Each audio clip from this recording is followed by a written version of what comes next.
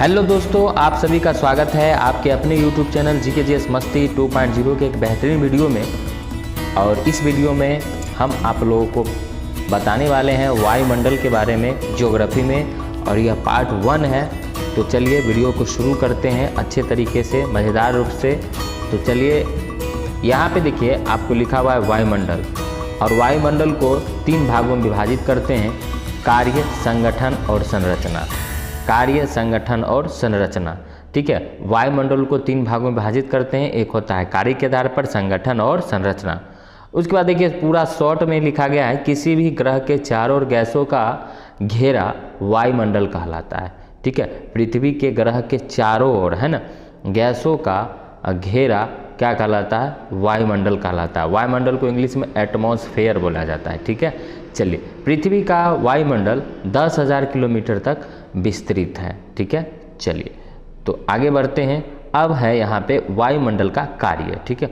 वायुमंडल का कार्य क्या है? वायुमंडल में गैसें पाई जाती है।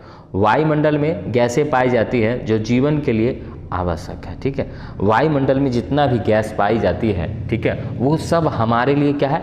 बहुत ही आवश्यक है। वायुमंडल में जलवाष्प पाया जाता है जिससे आवश्यक वर्षा होती है, ठीक है। चलिए, वायुमंडल में हरितगृह जैसे पाई जाती है जो पृथ्वी का औसत तापमान बनाए रखता है, ठीक है। हरितगृह जो है वो क्या करता है? पृथ्वी का औसत तापमान बनाए रखती है। हरितगृह जैसे कार्बन डाइऑक्साइड, मीथेन, नाइट्रोजन, ठीक है, नाइट्रोजन डाइऑक्साइड, जलवाष्प आदि गैस ये जो है पृथ्वी के औसत तापमान में होने वाली वृद्धि को भूमंडलीय तापन या वैश्विक तापन कहा जाता है या कहलाती है। पृथ्वी का औसत तापमान 15 डिग्री सेल्सियस हो गया है। आगे है, वायुमंडल हमें उल्का पिंडों से बचाता है। ये आपको याद रखना है, वायुमंडल हमें किस चीज़ से बचाता है? उल्का पिंड से बचाता है। तो ये आपको 1 नंबर में याद रखना है कि वायुमंडल हमें किस चीज़ से बचाता है? तो उल्का पिंड से बचाता है। वायुमंडल हमें पराबैंगनी किरणों से भी बचाता है, ठीक है। समताप मंडल में ओजोन गैस पाई जाती है। यहाँ पे क्वेश्चन आता है कि ओजोन गैस किस मंडल में पाई जाती है? तो बस याद रखना है अच्छी तरीके से, समताप मंडल में ओजोन गैस पाई जाती है, यानी याद रखना है आपको। अब क्या है? जो पराबैंगनी किरणें को रोकती है। किसको रोकती है? पराबैंगनी किरण को ये रोकती है। यहाँ पे अच्छी तरीके से आपको पूरा लाइन बाय लाइन आपको पढ़ लेना है और अच्छी तरह से दिमाग में हटा लेना है। आगे बढ़ते हैं, आगे क्या कहता है वो जान लेते हैं। जैव मंडल की सुरक्षा परत ओजोन गैस को कहते हैं। वायुमंडल रेडियो तरंगों को परावर्तित करती है, जो दूर संचार में सहायक होता है। वायुमंडल रेडियो तरंगों को क्या करती है? परावर्तित करती है, ठीक है, करता है, जो दूर संचार में क्या होता है? सहायक होता है, ठीक है। तो इतनी सारी बातों को आपको याद रखना है। आप लोग जरूर जो है लिख लिया कीजिएगा ताकि आपको फिर दिक्कत का सामना न करना पड़े। वायुमंडल का संगठन। वायुमंडल में सबसे ज़्यादा नाइट्रोजन गैस पाई जाती है। आपको पता है कितना प्रतिशत? यहाँ पे लिखा हुआ है 78%, ठीक है। अगर आपसे पूछा जाए कि दूसरी सबसे ज़्यादा ऑक्सीजन, कितना? 21%। वायुमंडल में तीसरी ज़्यादा आर्गन गैस 0.93%, ठीक है। वायुमंडल में चौथी सबसे ज़्यादा CO2 होता है 0.03%। तो ये बिल्कुल आपको याद करके रखना है, ठीक है, भूलना नहीं है, आराम से पढ़ना है और लिख लेना है ज़रूर। अब देखिए 5वीं अन्य gas 0.04 hydrogen, helium, methane, ozone, krypton, जेरॉन, नियॉन, रेडॉन, ये सब पाया जाता है कितने? तो 0.04% में, ठीक है। तो ये बात आपको पूरा याद रखना है, ठीक है, बिल्कुल याद रखना है। अभी 4 मिनट ही हुआ है और इसमें और पढ़ना है, ठीक है। पार्ट 1 है अभी आपको, और पार्ट 2 भी देखने को जल्द मिलेगा, 3 भी देखने को जल्द मिलेगा, ठीक है। पार्ट बाय पार्ट करके हम आपको वायुमंडल बता देंगे, ठीक है। बिल्कुल घबराने की आवश्यकता नहीं है। वायुमंडल के तत्व। वायुमंडल के तत्वों को 2 भागों में विभाजित करते हैं। अस्थायी तत्व होता है नाइट्रोजन और ऑक्सीजन। अस्थायी तत्व में होता है क्या होता है, तो यहाँ पे लिखा हुआ, चलिए, जलवाष्प होता है, CO2 होता है, O3 होता है, CH4, Cr, Xe, रेनडॉन। ठीक है, तो ये सभी आपको बेहतरीन तरीके से याद कर लेना है। ठीक है, बिल्कुल अच्छी तरह से मैंने एक पेज आपको पढ़ा दिया है, अच्छी तरीके से आप लोग अच्छे तरह से इसको फिर देख लीजिएगा। तो चलिए आप चलते हैं हम लोग N2 पर, नाइट्रोजन पे। पृथ्वी के वायुमंडल में सर्वाधिक मात्रा में नाइट्रोजन गैस पाई जाती है, 78%। N2 गैस आग को तेज़ी से फैलने से रोकती है। पेड़ पौधे प्रोटीन का निर्माण N2 गैस से करते हैं। N2 गैस वायुमंडलीय दाब का सबसे महत्वपूर्ण घटक है। N2 गैस रंगहीन, गंधहीन तथा स्वादहीन गैस होते हैं। N2 गैस का प्रयोग रंगमंच के कार्यक्रमों में कृत्रिम धुएं के रूप में किया जाता है। ये बात आपको याद रखना है। नाइट्रोजन में ये महत्वपूर्ण पॉइंट आप लोगों को याद कर लेना है और कभी नहीं भूलना है। ठीक है, तो बीच में से उठा के पूछ सकता है क्वेश्चन, इसीलिए टॉपिक वाइज मैंने नाइट्रोजन का अलग कर दिया है। ठीक है, चलिए आगे बढ़ते हैं। अब ऑक्सीजन को जानते हैं, यानी O2 को जानते हैं। ऑक्सीजन गैस एक जीवनदायी गैस होती है। ऑक्सीजन की उपस्थिति में भोजन का ऑक्सीकरण होता है। ऑक्सीजन गैस आग जलने में सहायक होता है। ऑक्सीजन गैस वस्तुओं को सड़ने में सहायक करता है। तो ऑक्सीजन के बारे में आपको हो गया है। और ऑक्सीजन कितना प्रतिशत पाया जाता है वायुमंडल में, 21%, और नाइट्रोजन 78%। तो ये बात बिल्कुल आपको याद रखना है। ठीक है, चलिए आर्गन पे बताते हैं। वायुमंडल में तीसरे स्थान पर सर्वाधिक मात्रा में पाई जाने वाली गैस होती है। सर्वाधिक मात्रा में पाई जाने वाली अक्रिय गैस होती है ये। ठीक है, ट्यूबलाइट में आर्गन गैस पाई जाती है, ये इंपॉर्टेंट है, इसको याद रखिएगा। ट्यूबलाइट में कौन सी गैस पाई जाती है, तो आर्गन गैस पाई जाती है, जो जलता है, जो जलता है। ट्यूबलाइट कभी देखे होइएगा, टेंट हाउस वाले जो है ज़्यादातर इसका प्रयोग करते हैं ट्यूबलाइट का।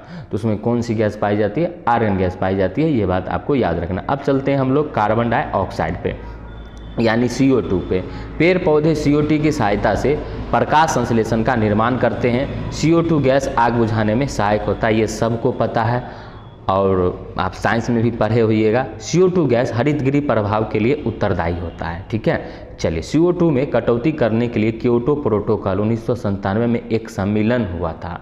ठीक है, तो इसको याद रखिएगा, क्योटो सम्मेलन। ठीक है, 1997 में हुआ था, ये बात आपको याद रखना है, जिसमें ग्रीन हाउसों में कटौती के लिए किया गया था। मतलब इसका ना ग्रीन हाउस का प्रभाव कटौती हो रहा था, इसके लिए एक क्योटो सम्मेलन 1997 में बुलाया गया था। ये बात आपको याद रखना है। ठीक है, हाइड्रोजन के बारे में जानते हैं। ठीक है, यह सबसे हल्की गैस है, ये आपको याद रखना है। सबसे हल्की गैस हाइड्रोजन, सबसे हल्की गैस हाइड्रोजन। ब्रह्मांड में सबसे ज़्यादा पाई जाने वाली गैस जो होती है वो हाइड्रोजन होती है। H2 गैस, यानी हाइड्रोजन गैस को भविष्य का ईंधन भी कहते हैं, ये भी आपको याद रखना है।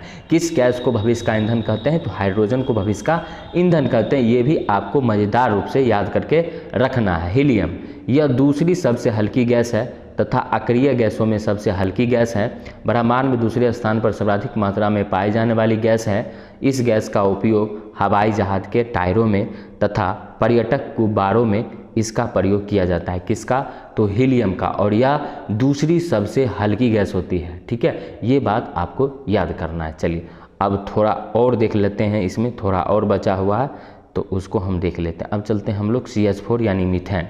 मीथेन गैस के अन्य नाम बायोगैस, गोबर गैस,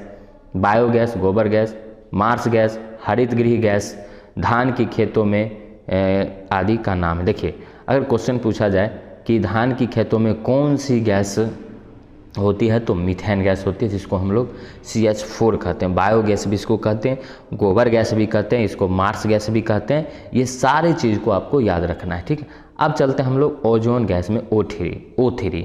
समताप मंडल में 15 से 35 किलोमीटर तक की इसकी क्या होती है, ऊंचाई होती है।